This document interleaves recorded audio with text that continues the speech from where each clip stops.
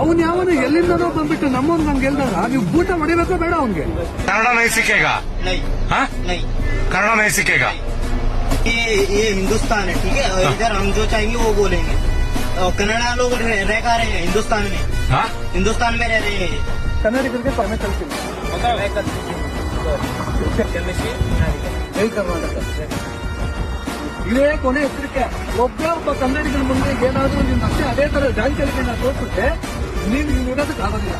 ಕನ್ನಡಿಗರು ಏನು ಯಾರೆಲ್ಲ ವಿಡಿಯೋ ನೋಡ್ತಾ ಇದ್ದೀರಾ, ಮೊದಲ ವಿಡಿಯೋ ಹೆಂಗ್ ವೈರಲ್ ಆಯ್ತಲ್ಲ, ಅದ್ರಲ್ಲಿ ಇವ್ರು ಏನೋ ಮೇಲ್ಗೆ ಸಾಗಿಸ್ಬಿಟ್ಟಿದೀನಿ ಅಂತ ಬೀಗ್ತಾ ಇದ್ದಾರೆ. ಈ ವಿಡಿಯೋ ಮಾಡಿ ವೈರಲ್, ಇದಾಗ್ಬೇಕು ವೈರಲ್. ಈ ತರ ಜಾಂಚಲಿ ತೋರ್ಸೋದು ಯಾವನಿದ್ದಾನೆ ಇವನ್ಗೆಲ್ಲ ಇದೇ ಗತಿನೇ ಅಂತಕ್ಕಂಥದ್ದು ಗೊತ್ತಾಗ್ಬೇಕು. ಕನ್ನಡಿಗರು ಲಕ್ಷಕೋಟಿ ಜನ ಬೇರೆ ಬೇರೆ ರಾಜ್ಯಗಳಲ್ಲಿ ವಾಸ ಮಾಡಿದ್ರು ಕೂಡ ಅಲ್ಲಿನ ಭಾಷೆ ಕಲಿತು ಅಲ್ಲಿನ ಭಾಷೆಯ ಜನರಿಗೆ ಗೌರವ ಕೊಡ್ಕೊಂಡು ಬದುಕ್ತಾ ಇದ್ದಾರೆ. ಅದು ಕನ್ನಡಿಗರು. ಆದ್ರೆ ಈ ನನ್ನ ಮಕ್ಕಳು ಎಲ್ಲಿಂದನೋ ಬಂದು ನಾವೇನಕ್ಕೆ ಕನ್ನಡ ಕಲಿಯಬೇಕು, ನೀನು ಹಿಂದಿ ಕಲಿತು ಹಿಂದೂಸ್ತಾನ ಅನ್ನೋಷ್ಟು ದುರಂತದಿಂದ ಮಾತಾಡ್ತಾರಲ್ಲ, ಇದನ್ನ ಈ ಬಣ್ಣದ ಶಾಲಾ ಕೊಂಡಿರ್ತಕ್ಕಂಥ ನಾವು ಸಹಿಸೋದಿಲ್ಲ. ನಡ ಮುರಿದು ಕನ್ನಡ ಕಲಿಸ್ತೀವಿ. ಇದು ಇಂಡಿಯಾ ನಿಜ, ಹಿಂದಿಯಾ ಅಲ್ಲ. ಈಗ ಮೊದಲನೇದಾಗಿ ಇದಲ್ಲಿರೋದು ಇಲ್ಲ. ಸಂತೋಷ್ ಅವರು ಇದನ್ನ ಈ ಕೂಡಲೇ ಕೆಲಸದಿಂದ ತೆಗೆದಾಕ್ಬೇಕು. ರಾತ್ರಿಯಲ್ಲಿ ಈ ಕೂಡಲೇ ಇದಕ್ಕೆ ರಿಟರ್ನ್ ಬಸ್ ಟಿಕೆಟ್ ಬುಕ್ ಮಾಡ್ಬಿಟ್ಟು ಇದನ್ನ ಕಳಿಸ್ತಾ ಇರಬೇಕು.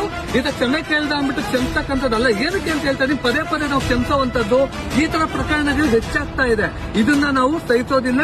ಈ ತರ ಮನಸ್ಥಿತಿ ಇರ್ತಕ್ಕಂಥದ್ದು ಯಾವನಿದ್ದೀರಾ, ನಿಮ್ಗೆ ಇದೇ ಉತ್ತರ. ಅದೇ ರೀತಿಯಾಗಿ ನೆಕ್ಸ್ಟ್ ಈ ರೀತಿ ಪ್ರಕರಣ ಆಗ್ಬಾರ್ದು ಅನ್ನೋ ರೀತಿಯಾಗಿ ನಮ್ಮ ಭಾಷೆ ವಿಚಾರವಾಗಿ ಎಲ್ಲಾ ಕನ್ನಡಿಗರು ಭಾಷಾಭಿಮಾನಿಗಳಾಗಬೇಕು ಅಂತ ಹೇಳ್ತಾರೆ. ಕನ್ನಡಿಗರಿಗೆ, ಕರ್ನಾಟಕಕ್ಕೆ, ಕನ್ನಡಿಗರಿಗೆ